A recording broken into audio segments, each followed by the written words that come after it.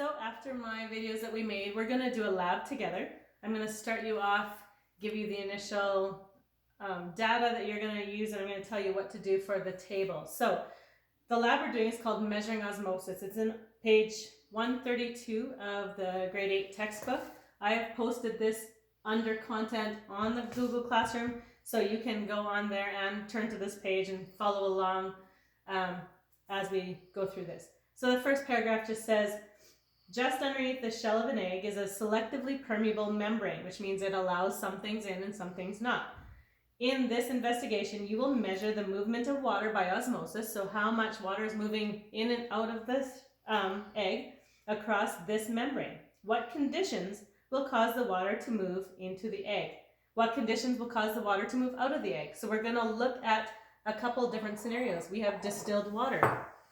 How much, and there's 200 milliliters here of this distilled water. How much solution do you think is actually in here? Solutes. There's no solutes in here. It's distilled water, which means it's completely pure. It's been distilled of everything. We also have a solution of salt water, which has lots of solute in it. Okay, so there's lots and lots of solute in here, less water particles there. So we have these two eggs. I soaked them in vinegar for 24 hours, which took away the calcium of the egg, hard outside egg. And we're supposed to wash them off and dry them. So I'm going to rinse it off here carefully because it's a raw egg. Okay, so I'm rinsing it off and then just drying it with a paper towel. Oops. And it looks very see-through. So the first thing you are going to do is you're going to write down an observation of this egg. What does it look like? You might not be able to tell exactly, but it seems very thin. If you can see the yolk almost through there. It's very rubbery also. It feels very rubbery and thin and kind of slippery, like rubber. Okay, so this is the first egg. I'm going to set it here because we're going to do something within a second. I have to wash the second egg. Again, it feels quite rubbery, not quite as see-through looking. I'm going to rinse it off carefully. I feel like I could bounce it. I'm not going to yet. Dry it off so it's ready to go. Okay, so what I want you to do while we're getting ready is I want you to make a table.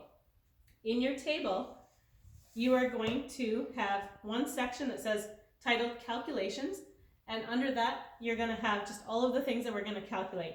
So you're going to write down, and I'll zoom in a second to show you this, but you're going to write down the original mass of the egg, which is what we're going to do today.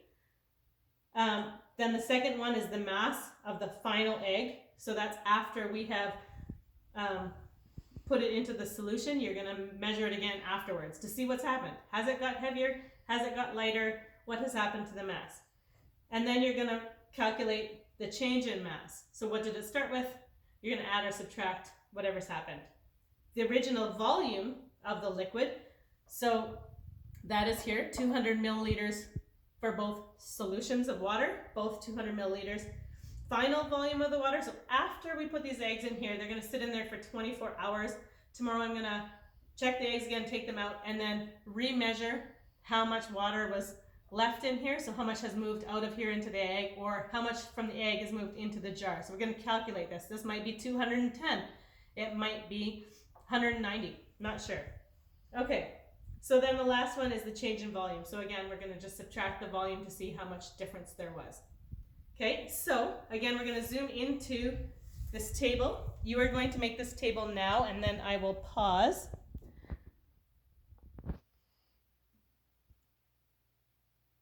Okay, so we're going to start to collect the first bit of data today. So the first bit will be the original mass of the egg. So this will be, so if you noticed in the table, you've got egg and distilled water, so you have all those calculations for your egg and distilled water, and then you have egg and salt water, and then you'll have all of those same calculations for salt water. Okay, so we're going to start here. I'm going to put paper towel on this digital scale, and I'm going to zero it out. As you see, it weighs 2.2 grams. So I'm going to zero it so that it goes back to zero and the paper towel isn't included in the mass. So this is our first egg. I'll put it here. And you can see it's 65.4 grams. you will put that for egg in distilled water.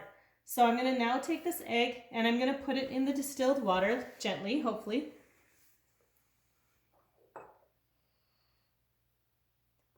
And it has to sit here for 24 hours. Okay, so let's do the second egg while that is sitting there. So the next egg, again, I'm going to zero this out just to make sure. So we're starting at 0. This egg is starting at 71.9 grams. So you'll put that in the column that says egg in salt solution, original mass of egg. Okay, and again now I'm going to put this in the beaker that says salt solution. And again, this has to sit for 24 hours. So we will stop there. You're going to make sure your table is prepared, and we're gonna come back tomorrow and see what has happened to these eggs. I will videotape again the results. You are gonna put the rest of the results in your table, and then you're gonna continue to answer the analysis questions from page 133, which you can access from the online textbook that is under resources. Links and important links and resources under your classwork. So you're gonna do question 1, 2, 3, under Analyze. You're going to do question 4 from Conclude and Apply, and question 5 and 6, and that'll be your work for this week. So there will be some extra videos that I'm going to include. There'll be the PowerPoint that I talked about and some extra things to just support you with this concept of diffusion, osmosis, hypertonic, hypotonic, and isotonic solution. Then there might be another challenge question before the end of the week on applying this information to scenarios in life. Okay, take care. See you soon.